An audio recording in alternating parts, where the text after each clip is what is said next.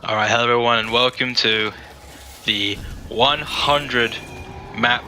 Let me rephrase that.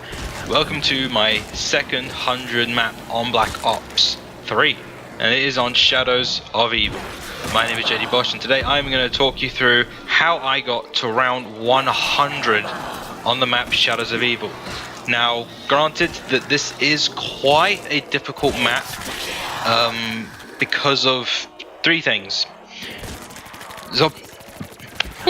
Okay, yes, that on certain when you get to certain rounds, the zombies become very irritating because they take so much damage, and you can't really kill them with any gun.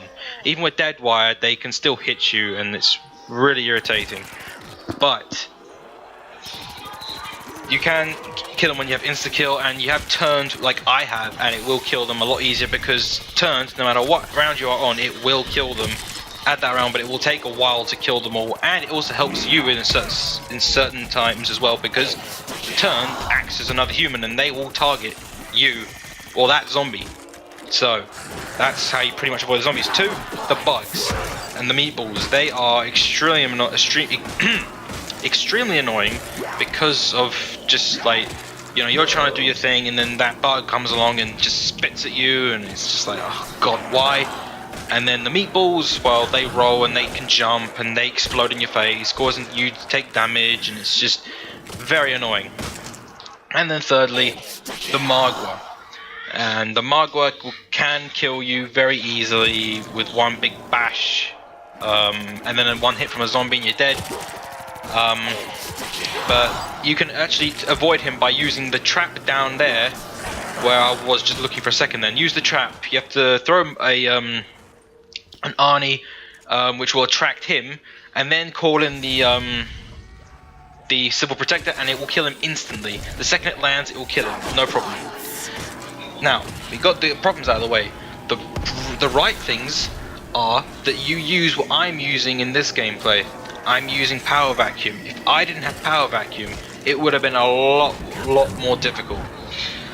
Originally, for max ammos, I used the flag.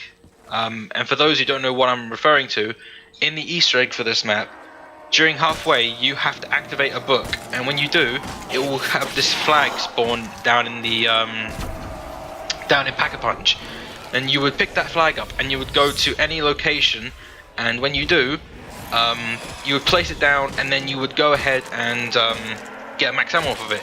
But here you can see the perk, the Gobble Guns I was on it. I was in plain sight, alchemical, illumination, liquidation, power vacuum, and near-death experience, all of which became very handy except for illumination, liquidation, because obviously that's only for the beginning when you're trying to get all your guns and all your setups. Now, you don't need a perkaholic. First of all, you do not need it. All you need is 4 perks: Juggernaut, Quick Revive, Speed Cola, and Widow's Wine. Those are the only 4 you really need. Any others, it really wouldn't like add up that you would, you know, go ahead and use those other perks, but they're not really that useful. Mule Kick, Stamina Up, and I believe what's the other perk? And Double Tap. Not at that kind of round, it's really not that useful to you, so I would stick with the ones I have. For weapons, you need the Apothicon, obviously, and then the Kuda I would recommend with turned, because the Kuda you can buy at the bottom of the walkway, and it makes it easier for you to you know, get ammo for it, so you don't have to worry too much on ammo with it. And then also I have the sword, which obviously is even more in handy because you'll be able to go around, kill zombies no problem, and then you can just simply activate that. It will kill zombies for you. So, and I'm pretty sure, I don't know if it does, but I believe it can also get power-ups for you, so that's even more helpful. But let's just talk about what I used for the methods of training. Now, the training, it can be very difficult because you need to keep the back door closed. That the door that leads into the waterfront, you need to keep closed. because that's what's part of the training. And you also need to keep the door that leads up towards the perk of a random choice closed also, because then that makes it easier for you to train and not get, you know, cornered by zombies coming down from the stairs. You need to train around in like the figure of 8 around this area and you should be fine.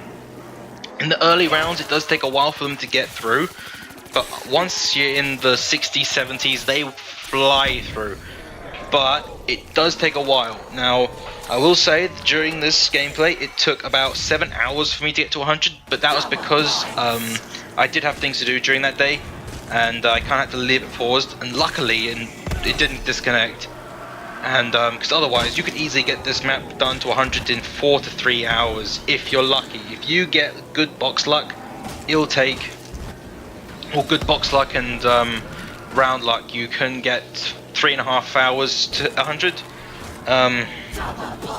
But for the majority part, this shouldn't be too difficult if you follow the strategy. I think this is the only real good strategy. There's also the one near the canals up in the other perk room, where obviously it could be anything random from double tap, speed color, and juggernaut.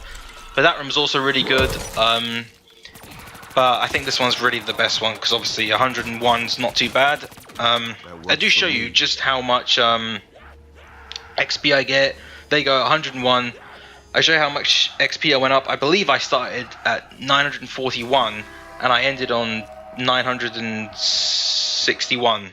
So not too bad. Here I end the game because, you know, 100 is 100. I didn't want to go any higher. I could have shown how to deal with the Magua, but I didn't know it would be a Magua round.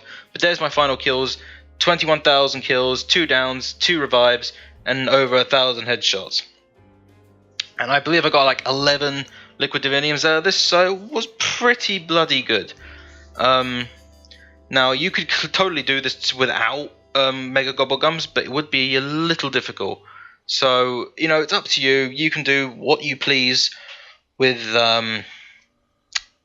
this strategy. I really like it, and I am planning on trying to go for 100 on Ascension and Moon, and then Origins, Kino, and go from there. So I am planning to get 100 on every map. But there you see, I'm scrolling through, I get to 961 with over 2 million score. Unbelievable. So I hope you guys do enjoy this. If you did, like, subscribe, and if you subscribe, lets me know when to see more of my content. But there's my final stats, and I hope to see you guys in my next video soon, and I'll see you then.